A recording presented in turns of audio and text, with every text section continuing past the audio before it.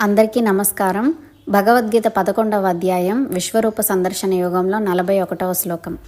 సఖేతి మత్వా ప్రసభయ్యదుక్తం హే కృష్ణ హే యాదవ హే సఖేతి అజానతా మహిమానంత వేదం మయా ప్రమాదాత్ ప్రణయేన వాపి.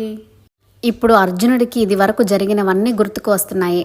కృష్ణార్జులు బావమరుదులు, సరసాలాడుకునేవాళ్ళు, కలిసి తిరిగేవాళ్ళు, కలిసి భోజనం చేసేవాళ్ళు. ఏమోయ్ కృష్ణ అంటే ఏమోయ్ అర్జున అని పిలుచుకునేవాళ్ళు. మరి ఇంతటి విశ్వరూపుడిని, అనంతుడిని, అంతటా నిండి ఉన్నవాణ్ణి నేను అలా అన్నానా అని కిరీటం తీసి పక్కన పెట్టి అర్జునుడు ఇలా అన్నాడు.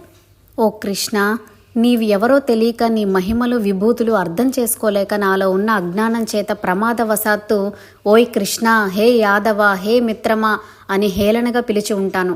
నీతో పక్కన కూర్చుని భోజనం చేశాను, నీతో కలిసి విహరించాను, నీతో కలిసి నిద్రించాను.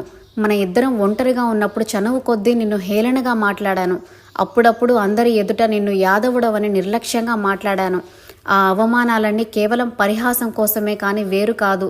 పై చెప్పినవన్నీ నేను చేసిన అపరాధాలు అని నీవు అనుకుంటే నన్ను క్షమించు అని వేడుకున్నాడు అర్జునుడు. ఇంతటి మహాపురుషుణ్ణి నేను చులకనగా చూశాను అన్న అపరాధ భావన అర్జునుడిలో కలిగింది. దానికి తీవ్రంగా పశ్చాత్తాపపడుతున్నాడు అర్జునుడు. కృష్ణుడికి పదే పదే నమస్కరిస్తూ తను తెలియకుండా ఏమైనా తప్పు చేసి ఉంటే క్షమించమని వేడుకుంటున్నాడు.